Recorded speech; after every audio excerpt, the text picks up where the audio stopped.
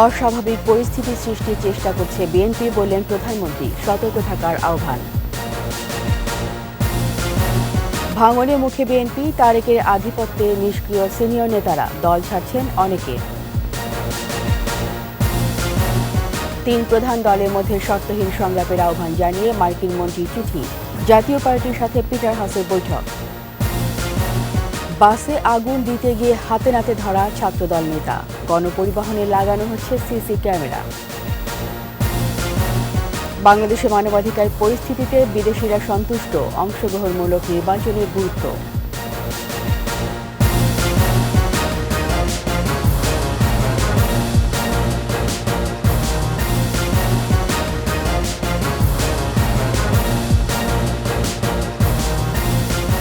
শুনছিলেন first security ইসলামী bank limited সংবাদ শিরোনাম। আমন্ত্রণ রাত 11টার 21 সংবাদের সাথে আছি রীতা চৌধুরী। দর্শক, 21 টেলিভিশনের সংবাদ একই সাথে সরাসরি দেখতে পাবেন আমাদের ফেসবুক পেজ www.facebook.com/2124 অনলাইনে। এছাড়া সংবাদ আরও থাকছে। জন্মদিনে নন্দিত কথাশিল্পী হুমায়ূন আহমেদকে স্মরণ, নুহাশপল্লীতে নানা আয়োজন।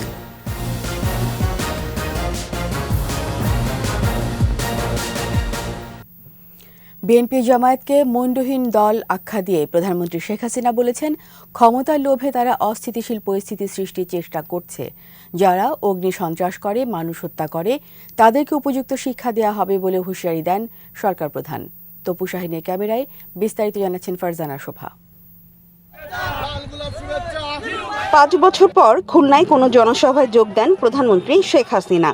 বঙ্গবন্ধু কন্যার জনসভা ও বেশ কিছু উন্নয়ন প্রকল্পের উদ্বোধন ঘিরে শিল্প, বন্দর ও বিভাগীয় নগরীটি জুড়ে উৎসবের আমেজ। সড়কে সড়কে শত শত তরুণ এবং মোড়ে মোড়ে ব্যানার, ফেস্টুন, বিলবোর্ড ও প্ল্যাকার্ডে তাকে স্বাগত জানান খুলনাবাসী। সার্কিট হাউস ময়দানে নিচে নৌকা ও উপরে পদ্মা সেতুর আদলে তৈরি 90 ফুট দৈর্ঘ্যের সুবিশাল মঞ্চে যখন প্রধানমন্ত্রী এলেন, জনতার উচ্ছ্বাস তখন বাঁধ ভেঙেছে। হৃদয় দিয়ে এ সম্মাননার জবাব দিলেন সরকার প্রধানও। প্রথমেই 24টি উন্নয়ন প্রকল্পের উদ্বোধন ও 5টির ভিত্তিপ্রস্তর স্থাপন করেন প্রধানমন্ত্রী।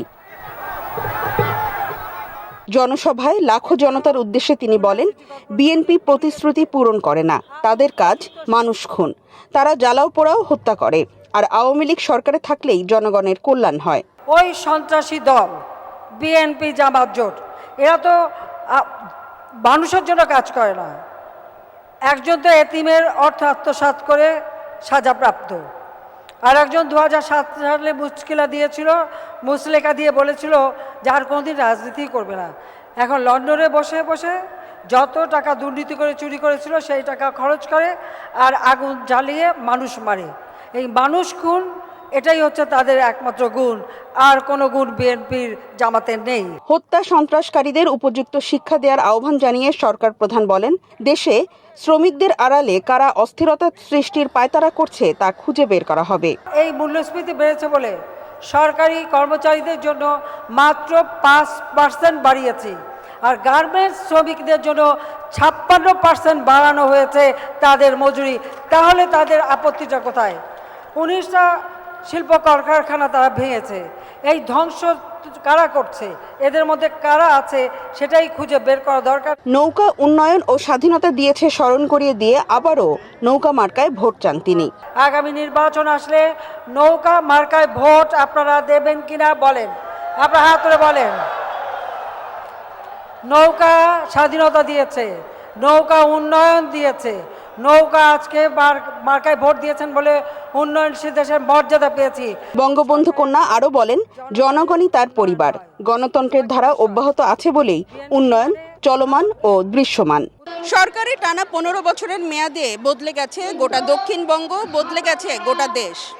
পদ্মা সেতু সহ অসংখ্য উন্নয়ন প্রকল্প বাস্তবায়নের ফলে খুলনা ক্রমশ পরিণত হচ্ছে বিশ্বমানের শিল্পনগরীতে। এরই উল্লেখ করে প্রধানমন্ত্রী শেখ হাসিনা বললেন, পূর্ণাঙ্গ উন্নয়ন চাইলে রক্ষা করতে হবে সরকারের ধারাবাহিকতা। আর তাই আসছে নির্বাচনে আবারও নৌকার পক্ষে ভোট চাইলেন তিনি। পাশাপাশি হত্যা, সন্ত্রাস, লুটেরা বাহিনী যেন আর কখনো ক্ষমতায় আসতে না পারে সে সিদ্ধান্ত নিতেও জনগণের প্রতি আহ্বান জানিয়েছেন বঙ্গবন্ধু কন্যা। ফারজানা শোভা, 21 টেলিভিশন, খুলনা। ভাঙনে মুখে বিএনপি। দলীয় চেয়ারপারসন খালেদা জিয়ার দীর্ঘ অসুস্থতা, তারেক রহমানের একক আধিপত্য এবং সিনিয়র নেতাদের নিষ্ক্রিয়তায় এমনিতেই দুর্বল হয়ে পড়েছে দলটি। 28 অক্টোবরের পর রাজনৈতিক সংগঠনদের স্থলে সন্ত্রাসী ক্যাডারদের উপর তৈরি হয়েছে নির্ভরশীলতা। দলীয় চেয়ারপারসন এবং পলাতক সিনিয়র ভাইস চেয়ারম্যান সাজাপ্রাপ্ত হওয়ায় নির্বাচনের প্রধানমন্ত্রী মুখ হাজির করতে পারছে না দলটি। বিশ্লেষকরা বলছেন বিএনপি নিজেই রুগ্ন, ভগ্ন। অভ্যন্তরীণভাবেই দলে ভাঙনের উর্বর পরিস্থিতি বিরাজ করছে। মানিক শিকদারের প্রতিবেদন।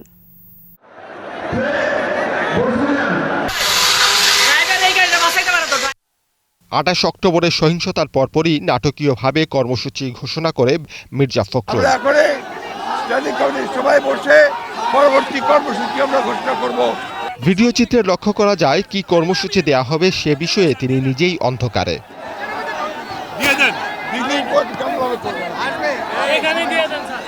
আগামীকাল সকাল সন্ধ্যা হরতাল। বিএনপির আন্দোলনের গতি প্রকৃতি এবং কর্মসূচি নির্ধারণ পুরোটাই হচ্ছে লন্ডন থেকে। তারেক রহমান ও তার আশেপাশের লোকজনের সমন্বয়ে দলের ফোরাম বা সিনিয়র নেতাদের নেই কোনো গ্রাহ্যতা। বিএনপিতে এককভাবে এখন তারেকের রাজত্ব। দলীয় চেয়ারপারসন খালেদা জিয়ার দীর্ঘমেয়াদী অসুস্থতায় তারেকের নির্দেশনায় চলছে দল। স্থায়ী কমিটি, নির্বাহী পরিষদ, জেলা কমিটি বা তৃণমূলে নেই কোনো চেইন অফ কমান্ড। দল থেকে সরাসরি তৃণমূল নেতাদের সঙ্গে জুম বৈঠক করেন তারেক, এমনকি কমিটিও গঠন করে দেন। বিশ্লেষকরা বলছেন এর ফলে উপেক্ষিত হচ্ছে উচ্চ ও মধ্যসারির নেতৃত্ব। বিএনপির চেইন অফ কমান্ড ভেঙে গেছে আজকে থেকে 22 বছর আগে। ওই সময়ে যারা বিএনপির সিনিয়র লিডার ছিলেন, লাইক তরিকুল ইসলাম, লাইক মান্নান ভুইয়া, এই ধরনের একদম জাদরেল নেতা, ওনারা কিন্তু খালেদা জিয়ার ছেলের কারণে ওই লেভেলের, ওই স্ট্যান্ডার্ডের নেতারা কিন্তু গ্র্যাজুয়ালি পার্টিতে আস্তে আস্তে নীরব নিশ্চুপ হয়ে গিয়েছিলেন। তারেকের কারণে 2001-2006 মেয়াদে দলের সঙ্গে বিচ্ছেদ ঘটে জিয়া রহমানের সহচর বদরুদ্দোজা চৌধুরী ও অলি আহমেদের। 2012 সালে নাজমুল হুদা আর নিকট অতীতে খালেদা জিয়ার ঘনিষ্ঠ মোসাদ্দেক আলী ফালু, ইনাম আহমেদ চৌধুরী, শমশের মবিন চৌধুরী, তৈমুর আলম খন্দকার সহ আরও অনেকেই। বহিষ্কৃত হয়েছেন শওকত মাহমুদ, নিষ্ক্রিয় মেজর হাফিজউদ্দিন আহমেদ। সর্বশেষ বিএনপির 6ষ্ঠ জাতীয় সম্মেলন হয় 2016 সালের মার্চ মাসে। 19 সদস্য থেকে স্থায়ী কমিটিতে সক্রিয় 7-8 জন মাত্র। এই অবস্থায় বহুবার কোরাম সংকটে ভুগতে হয়েছে বিএনপিকে। কাণ্ডজ্ঞানহীন পদক্ষেপ যারা নেয় তাদের সঙ্গে কিন্তু বিবেকবান, শুভবুদ্ধি সম্পন্ন কোনো লোক একসঙ্গে রাজনীতি করতে পারে না। এরকম ভঙ্গুর এবং বহুধা বিভক্ত দল নিয়েই বারবার আন্দোলনের হুঙ্কার দিচ্ছে বিএনপি। রাজনীতিবিদদের চেয়ে দলের লবিস্ট, থিঙ্ক ট্যাঙ্ক এবং সোশ্যাল মিডিয়া ইনফ্লুয়েন্সারদের কদর বেশি। দলের ভারপ্রাপ্ত চেয়ারম্যান জনাব তারেক রহমানের পক্ষ থেকে 28 অক্টোবর ছিল বিএনপির জন্য টার্নিং পয়েন্ট, কিন্তু সহিংসতায় এবং অতঃপর হরতাল অবরোধে, অগ্নিসন্ত্রাসে আবারও রাজনৈতিক প্রক্রিয়া থেকে বিচ্যুত হয়ে পড়েছে দলটি। সন্ত্রাসী ক্যাডারদের উপর নির্ভরশীল হয়ে পড়েছে কর্মসূচি। এইভাবে তো একটা পার্টিতে আসলে নেতাকর্মীরা কখনো বুঝবে না যে আসলে পার্টি কোন লাইনে যাচ্ছে। অবরোধ অকার্যকর হয়ে পড়ায় নির্বাচনে অংশগ্রহণ ছাড়া পথ নেই উত্তরণের। কিন্তু খালেদা জিয়া এবং তারেক রহমান সহ দলের একাধিক সিনিয়র নেতাই সাজাপ্রাপ্ত, অংশ নিতে পারবেন না নির্বাচনে। বিএনপি নির্বাচনে আসলেও প্রধানমন্ত্রী পদের জন্য নেই কোনো জুৎসই প্রভাবশালী মুখ। বিএনপির যে নেতৃত্ব বর্তমান রয়েছে সেই নেতৃত্বের সঙ্গে অন্যান্য নেতৃবৃন্দের সম্পর্ক নেই, আবার নেতৃত্বের সঙ্গে তৃণমূল যারা কর্মী রয়েছে তাদের সম্পর্ক নেই। বিশেষজ্ঞরা বলছেন এই অবস্থায় দলে দেখা দিয়েছে সংকট। অসন্তুষ্ট এবং বঞ্চিতদের দল ত্যাগের সম্ভাবনা বাড়ছে। 15 বছর ক্ষমতার বাইরে থাকায় অনেক নেতাকর্মী কষছেন নতুন সমীকরণ। তারেক রহমান দেশের বাইরে থেকে তিনি যেভাবে দলটি পরিচালনা করছেন, এইটা কোনোভাবেই দলের অনেক নেতা কর্মী তারা গ্রহণ করতে পারছে না। তবে তফসিল ঘোষণার পরপরই দৃশ্যপটের বদল লক্ষ্য করা যাবে বলেও মত দেন বিশেষজ্ঞরা। কাজে তার অস্তিত্ব কিন্তু নিজেই হুমকির মধ্যে রেখে দিয়েছে। মানিক শিকদার, 21 টেলিভিশন, ঢাকা। বাংলাদেশের প্রধান 3 রাজনৈতিক দল আওয়ামী লীগ, বিএনপি ও জাতীয় পার্টিকে চিঠি দিয়েছেন যুক্তরাষ্ট্রের দক্ষিণ ও মধ্য এশিয়া বিষয়ক সহকারী পররাষ্ট্রমন্ত্রী ডোনাল্ড লু। এরই মধ্যে লু এর চিঠি জাতীয় পার্টির কাছে পৌঁছে দিয়েছেন ঢাকায় নিযুক্ত মার্কিন রাষ্ট্রদূত পিটার হাস। দুপুরে বনানী কার্যালয়ে দলটির চেয়ারম্যান জিএম কাদেরের সাথে দেখা করে তিনি এই চিঠি তুলে দেন। পরে দলের মহাসচিব মুজিবুল হক চুন্নু সাংবাদিকদের বলেন, জাতীয় নির্বাচন বিষয়ে একই ধরনের চিঠি আওয়ামী লীগ ও বিএনপিকে দেওয়া হয়েছে। চিঠির বিষয় জানতে চাইলে তিনি বলেন, অবাধ সুষ্ঠু নির্বাচন দেখতে চায় যুক্তরাষ্ট্র।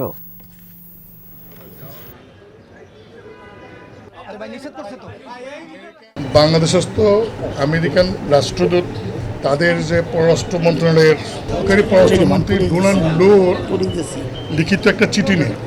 উনি যা বললেন যে সেম চিঠি বাংলাদেশের 3টি দলকে দেওয়া হয়েছে, আওয়ামী লীগ, বিএনপি এবং জাতীয় পার্টিকে একই চিঠি। সেই চিঠির বিষয় খুব শর্টে বাংলাদেশে যুক্তরাষ্ট্র সরকার একটা ফ্রি, ফেয়ার, অংশগ্রহণমূলক নির্বাচন দেখতে চান। বাসে আগুন দিতে গিয়ে হাতে নাতে ধরা পড়ল ছাত্রদল নেতা। উত্তরায় বাসে আগুন দেওয়ার সময় ছাত্রদলের কেন্দ্রীয় নেতাকে গ্রেপ্তার করে র্যাব। এদিকে অবরোধ অকার্যকর হয়ে পড়লেও মঙ্গলবার বাদ দিয়ে বুধবার ও বৃহস্পতিবার আবারও কর্মসূচি দিয়েছে বিএনপি। এদিকে বিএনপি জামায়াতের আগুন সন্ত্রাস গণপরিবহনে সিসি ক্যামেরা লাগানো সহ যাত্রীদের ছবি তুলে রাখার উদ্যোগ নিয়েছে পুলিশ। রাসেল খানের রিপোর্ট।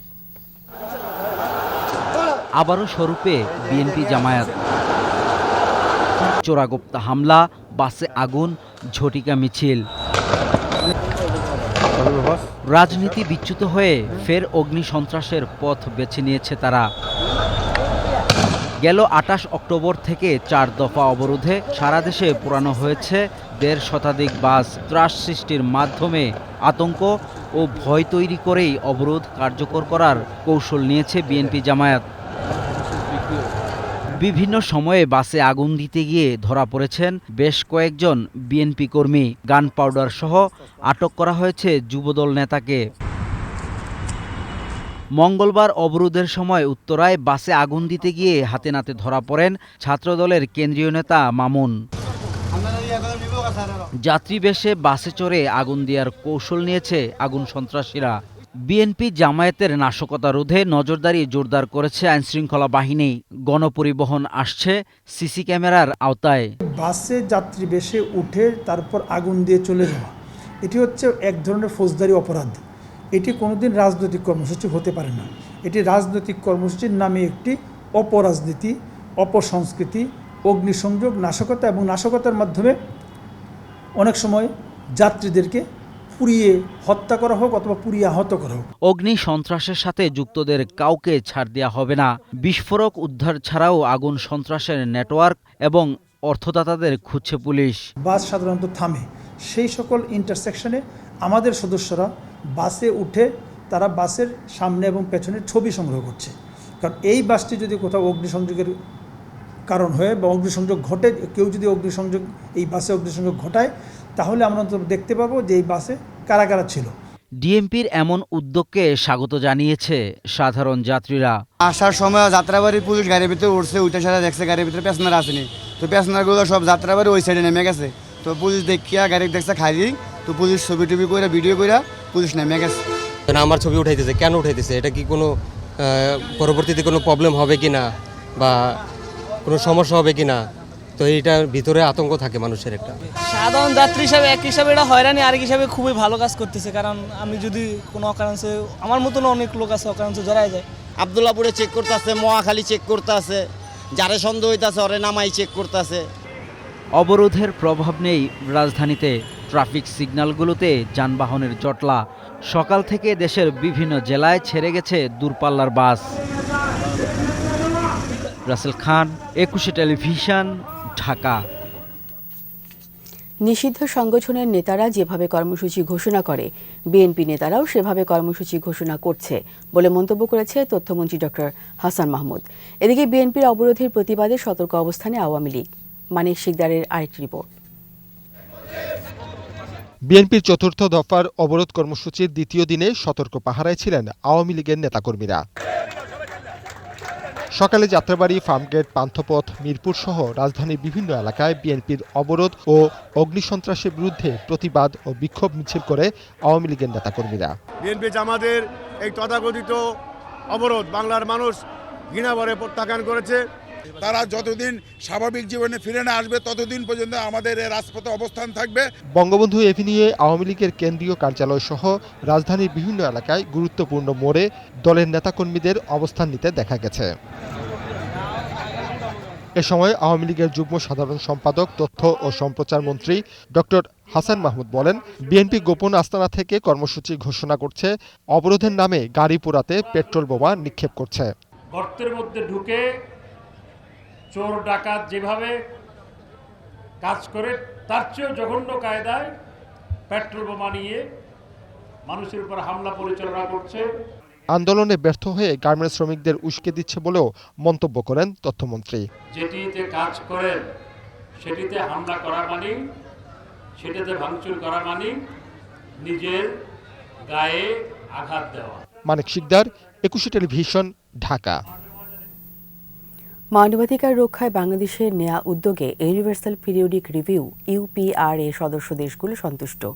জেনেভা থেকে ভার্চুয়ালি গণমাধ্যমকে আইনমন্ত্রী আনিসুল হক জানান, আসন্ন জাতীয় নির্বাচন সংবিধান অনুযায়ী হবে বলেও জানিয়ে দেওয়া হয়েছে ইউপিআরের 44তম সেশনের চতুর্থ পর্যালোচনায়।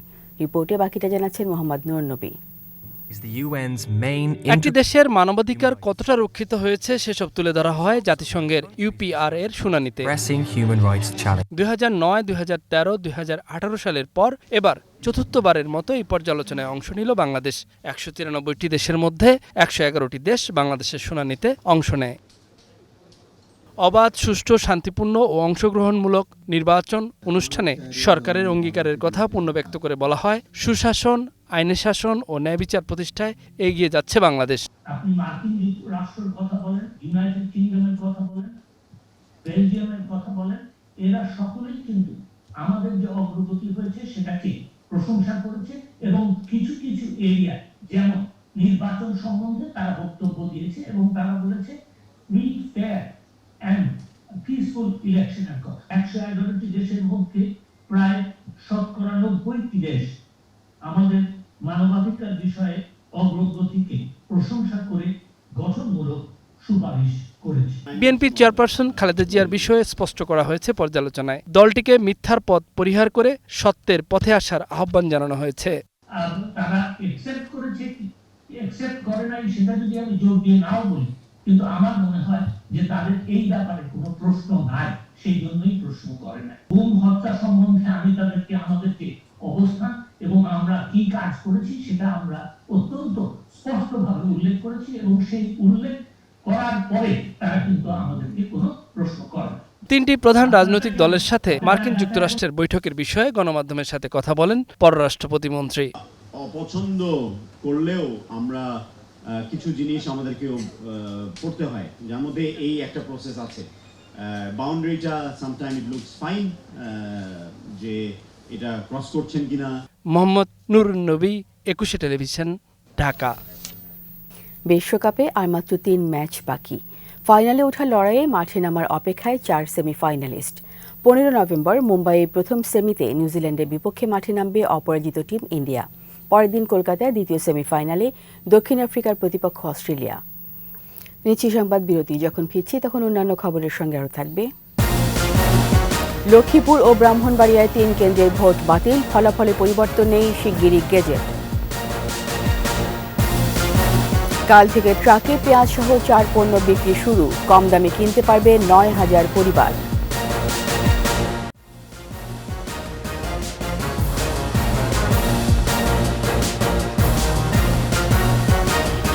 আবার আমন্ত্রণ রাত 11:21 সংবাদে।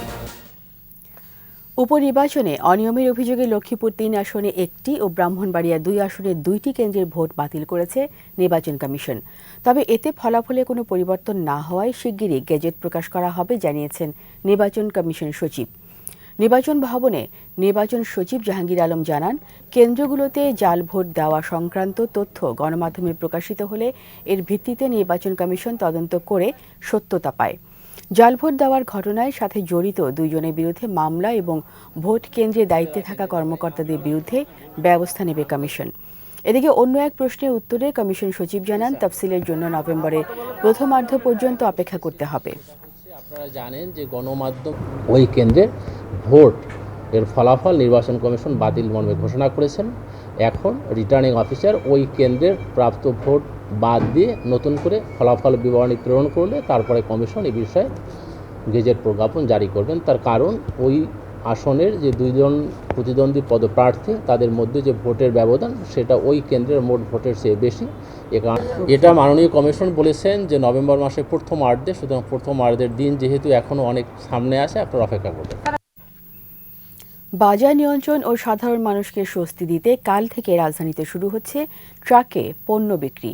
প্রাথমিকভাবে পেঁয়াজ, মসুর ডাল, আলু ও সয়াবিন তেল বিক্রি হবে। সোমবার সচিবালয়ের সাংবাদিকদের সাথে মতবিনিময়ে এ কথা জানিয়ে বাণিজ্য সচিব বলেছেন, টিসিবি কার্ডের মাধ্যমে স্বল্প মূল্যে পণ্য বিক্রি ও অব্যাহত থাকবে। মেহেদী হাসানের রিপোর্ট। পেঁয়াজের কেজি ১০০ টাকা ছাড়িয়েছে আরও আগেই। আমদানি ও দাম বেঁধে দিয়েও বাজার নিয়ন্ত্রণে রাখা যায়নি। প্রতি কেজি আলুর দামও ছাড়ায় ৬০ টাকায়। দাম নিয়ন্ত্রণে আলুও আমদানি হচ্ছে। এমন পরিস্থিতিতে সচিবালয়ে বাণিজ্য সচিব জানান, মঙ্গলবার থেকে রাজধানীতে শুরু হবে ট্রাক সেল। ২৫ থেকে ৩০টি জায়গায় ৫০ টাকা কেজি দরে পেঁয়াজ, ৬০ টাকা কেজিতে মসুর ডাল, ৩০ টাকা কেজিতে আলু এবং প্রতি লিটার সয়াবিন তেল বিক্রি হবে ১০০ টাকায়। একজন কিনতে পারবেন সর্বোচ্চ ২ কেজি করে। আমাদের যে ফ্যামিলি কার্ড সেটা হচ্ছে এনআইডির সঙ্গে ট্যাগ করা। অনেকে কিন্তু এনআইডি দিতে পারে না, যেহেতু তার এনআইডির ঠিকানা এলাকায়, তার গ্রামে। সেই জন্য ঢাকা শহরে অনেক স্বল্প আয়ের মানুষ আছে যারা কিন্তু টিসিবির কার্ডের অন্তর্ভুক্ত হতে পারেনি। মূলত তাদেরকে চিন্তা করে এবং স্বল্প আয়ের মানুষের চিন্তা করেই আমরা কাল থেকে আবার ট্রাক সেলে উন্মুক্ত বিক্রির ব্যবস্থা করছি। টিসিবির কার্ডের মাধ্যমে রাজধানীতে ১৩ লাখ পরিবারকে কম মূল্যে পণ্য দেওয়া হচ্ছে। পাশাপাশি ট্রাক সেলের আওতায় আসবে আরও ৯,০০০ পরিবার। আমাদের যে ১ কোটি পরিবার সারা দেশব্যাপী, অথবা ১৩ লক্ষ পরিবার হচ্ছে ঢাকা শহরে, এটার অতিরিক্ত ২৫ থেকে ৩০টা ট্রাক কাল থেকে যাবে। আরও বেশিও হতে পারে, যেটা বললাম যে আমরা যদি পণ্য সংগ্রহ করতে পারি। কারণ এই বিপুল পরিমাণ মানুষের জন্য পণ্য প্রতিনিয়ত সংগ্রহ করা দেশ থেকে বিদেশ থেকে, এটা একটা অনেক বড় কাজ। সচিব জানান, জানুয়ারিতে দেশীয় পণ্য বাজারে চলে এলেই দাম কমে যাবে। আর আমদানি পণ্যের দাম নির্ভর করবে ডলারের দাম ও আন্তর্জাতিক বাজারে পণ্যের দাম কমা বাড়ার উপর। আন্তর্জাতিক বাজারে দাম উত্থান পতনের সঙ্গে কিন্তু তেল, চিনি বিশেষ করে সমন্বয় করা হয়। মেহেদী হাসান, ২১শে টেলিভিশন, ঢাকা। চলাচলে বাঁশের সাঁকোই একমাত্র ভরসা। বছরে ৩ থেকে ৪ বার সেই সাঁকো নির্মাণ করতে হয় স্থানীয় বাসিন্দাদেরকে। প্রতিনিয়ত ঘটে দুর্ঘটনাও, অথচ পূর্ণাঙ্গ সেতু নির্মাণের দাবি অধরাই থেকে যাচ্ছে। এই দুরবস্থা খোদ রাজধানী আফতাবনগর ও রামপুরা এলাকার মাঝের জলাধারটিতে। মোহাম্মদ নূর নবী রিপোর্ট, ছবি তুলেছেন মামুন মোল্লা।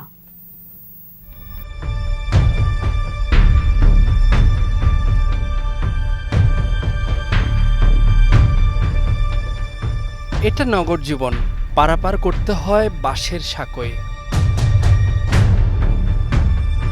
সতর্ক থাকলে ভালো, একটু অসাবধানতায় ধপাস। জীবনটাই ঝুঁকির মধ্যে, তারপরও প্রয়োজন তো বাধা মানে না।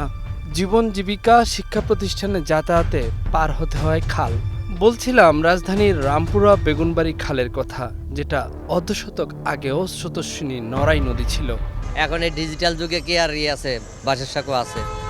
গ্রামের ফিলটাই পাচ্ছি সবসময়, একটু শহরের ফিলটা যেন আমরা পাই। বাচ্চারা যাওয়া আসা করে, একটু বৃষ্টি হলে এগুলো সব স্লিপ করে। আমাদের কাম কাজ সবগুলো এইদিকে, তো এইদিকে আসা যাওয়া করতে আমাদের অনেক কষ্ট হয়। এখানে কলেজ আছে, ভার্সিটি আছে, সব স্টুডেন্টজন একসাথে আসে, পুরো সকালবেলা ভিড় হয়ে যায়। সিটি কর্পোরেশনের মধ্যে থেকেও যে নাগরিক সুবিধা পাচ্ছে না। বাঁশের সাঁকোর ওপরটা যতটা না ঝুঁকি, নিচেরটা তারও বেশি। কালো পানি জুড়ে বিছানো বৈদ্যুতিক তারের বিছানা, ময়লা আবর্জনা, সোয়ারেজ বর্জ্য কি নেই। মানুষের চাপ নিতে নিতে বাসও কাহিল হয় অল্প দিনেই।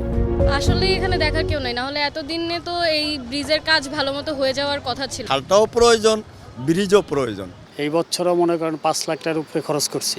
একটা ব্রিজ হবে, অন্তত পক্ষে আর কিছু না হোক, রিক্সাগুলি তো আসা যাওয়া করতে পারবে। রামপুরা ও আফতাবনগরকে যুক্ত করতে সেতু নির্মাণ না হবার পেছনে খালটি ভরাট করে ফেলার সূক্ষ্ম ষড়যন্ত্রের কথা জনজনে। যেভাবে দখল দূষণ চলছে তাতে কয়েক বছরের মধ্যে এটি দাঁড়াবে সমতল একটা ভূমিতে। নদী আপনার আগে নদী বড় ছিল, অনেক নদী ওই যে বড় হয়ে গেছে আশেপাশে, খাল ময়লা টলা ফালায়, পানি দুর্গন্ধ, শীতলক্ষা নদী বলি, বালু নদী বলি, তুরাগ নদী বলি, এদের সঙ্গে কিন্তু এখনো পর্যন্ত এই পানিটা সংযোগ আছে। নদী বলছি, তারা এটাকে খাল বললো, কবে এটাকে ড্রেন হিসেবে তারা ঘোষণা করবে? দুই দিক থেকে তাদের মতো করে তারা আরও নিশ্চয়ই এটাকে মেরে ফেলবে এবং সেটা আমরা হতে দেব না। অন্য মৌসুমে যা হোক নিজ দায়িত্বে কাজ চালিয়ে নেওয়া যায়। তীব্র শীত কিংবা ভরা বর্ষায় জনদুর্ভোগ পৌঁছে চরমে। সবার প্রশ্ন, কবে মিলবে এই জনদুর্ভোগের সমাধান? কবে এই নদীতে দেখা যাবে আস্ত একটি কনক্রিটের সেতু? এ যেন বাতির নিচে অন্ধকার। রাজধানী উত্তর সিটি কর্পোরেশনের গুরুত্বপূর্ণ এলাকার মধ্যে থাকার পরও এরকম গ্রাম্য পরিবেশে বাঁশের সাঁকো দিয়ে পারাপার করতে হয় আফতাবনগর রামপুরার বাসিন্দাদের। তাদের প্রতি বছরেই নিজেদের টাকা খরচ করে এরকম সাঁকো বানাতে হয়। আর জনপ্রতিনিধিরা, মেয়র, কাউন্সিলররা প্রতিবারই ভোটের সময় এসে প্রতিশ্রুতি দিয়ে যান যে এই সেতুটি স্থায়ীভাবে করে দেওয়া হবে। তাদের প্রতিশ্রুতি থেকে যায়, ভোগান্তিতে থাকে এই শহরের বাসিন্দারা। মোহাম্মদ নুরুন নবী, ২১শে টেলিভিশন, রামপুরা, ঢাকা। ৭৫তম জন্মবার্ষিকীতে নন্দিত কথাসাহিত্যিক হুমায়ুন আহমেদকে স্মরণ করেছেন স্বজন, ভক্ত ও শুভানুধ্যায়ীরা। সকালে হুমায়ুন পরিবার, ভক্ত, কবি, লেখক ও নাট্যজনেরা শ্রদ্ধা জানাতে ভিড় করেন গাজীপুরের নুহাশপল্লীতে। লেখকের স্ত্রী মেহের আফরোজ শাওন এবং দুই ছেলে নিনিত ও নিশাদের উপস্থিতিতে কবর জিয়ারত ও কেক কাটা হয়। তার প্রতি শ্রদ্ধা ও ভালোবাসা জানান ভক্তরা। হুমায়ুন আহমেদের স্বপ্নের ক্যান্সার হাসপাতাল ও জাদুঘর নির্মাণে সচেষ্ট রয়েছেন বলে জানান মেহের আফরোজ শাওন। হুমায়ুন আহমেদের জন্মভূমি নেত্রকোনার কেন্দুয়ার কুতুবপুরেও দিনভর ছিল নানা আয়োজন।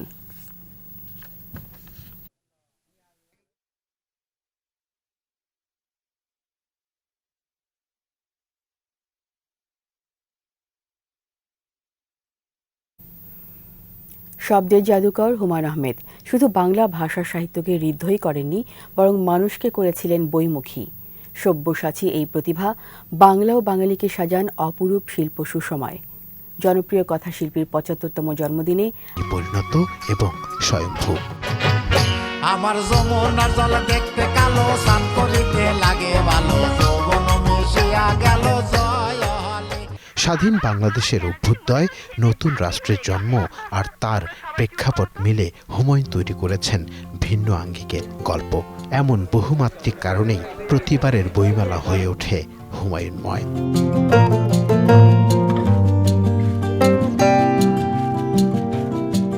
প্রচ্ছদ শিল্পী, পাঠক, প্রকাশকদের মধ্যমণি এখনো হুমায়ুন আহমেদ।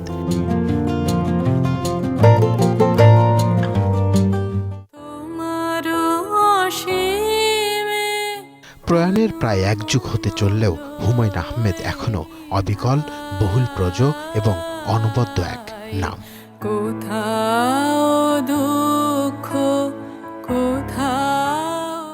আদিত্য মামুন, ২১শে টেলিভিশন, ঢাকা। নিচ্ছি সংবাদ বিরতি। যখন ফিরব তখন অন্যান্য খবরের সঙ্গে আরও যা থাকবে। মুন্সিগঞ্জে অটোরিকশা ট্রলি সংঘর্ষে বাবা ছেলে নিহত। ময়মনসিংহে ট্রাক চাপায় ২ জনের মৃত্যু।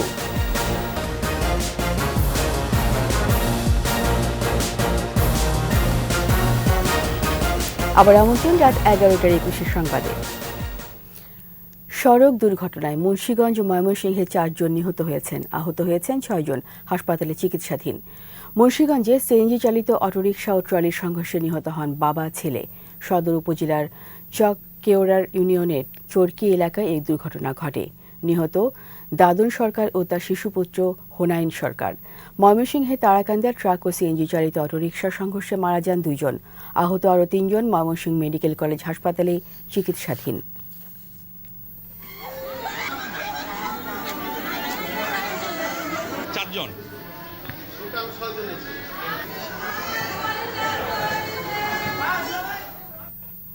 আন্তর্জাতিক খবর। জ্বালানির অভাবে বন্ধ হয়ে গেল গাজার ৩টি হাসপাতালের সেবা কার্যক্রম। সেবা বন্ধ হয়ে যাওয়ায় ৩ শিশুসহ অন্তত ১২ রোগীর মৃত্যু হয়েছে হাসপাতালগুলোতে। এদিকে ইসরায়েলি নির্বিচারে হামলার প্রতিবাদে দেশে দেশে বিক্ষোভ অব্যাহত রয়েছে। আইসিসি হল অব ফেমে জায়গা পেয়েছেন ভারতের বীরেন্দ্র সেহবাগ ও শ্রীলঙ্কার অরবিন্দ ডি সিলভা। এছাড়াও এই তালিকায় প্রথম ভারতীয় নারী হিসেবে যুক্ত করা হয়েছে জায়ানা এডলজিকে। বিশ্বকাপের প্রথম সেমিফাইনালের দিন মুম্বাইয়ের ওয়াংখেড়ে স্টেডিয়ামে সম্মানিত করা হয় এই ৩ কিংবদন্তিকে। হল অফ ফেমার, মিডিয়ার প্রতিনিধি ও আইসিসির ভোটিং প্রক্রিয়া শেষে এই 3 জনকে যুক্ত করা হয়েছে। এক বিবৃতিতে এই 3 জনকে অন্তর্ভুক্ত করার কথা জানিয়েছে ক্রিকেটের সর্বোচ্চ সংস্থা আইসিসি। আর এরই সাথে শেষ করছি রাত 11টার 21 সংবাদ। যাবার আগে ফার্স্ট সিকিউরিটি ইসলামী ব্যাংক লিমিটেড সংবাদ শিরোনামগুলো আরও একবার। অস্বাভাবিক পরিস্থিতি সৃষ্টির চেষ্টা করছে বিএনপি, বললেন প্রধানমন্ত্রী, সতর্ক থাকার আহ্বান। ভাঙনের মুখে বিএনপি, তারেকের আধিপত্যে নিষ্ক্রিয় সিনিয়র নেতারা, দল ছাড়ছেন অনেকে। 3 প্রধান দলের মধ্যে শর্তহীন সংলাপের আহ্বান জানিয়ে মার্কিন মন্ত্রীর চিঠি, জাতীয় পার্টির সাথে পিটার হাসের বৈঠক। বাসে আগুন দিতে গিয়ে হাতে হাতে ধরা ছাত্রদল নেতা, গণপরিবহনে লাগানো হচ্ছে সিসি ক্যামেরা। বাংলাদেশে মানবাধিকার পরিস্থিতিতে বিদেশিরা সন্তুষ্ট, অংশগ্রহণমূলক নির্বাচনের গুরুত্ব।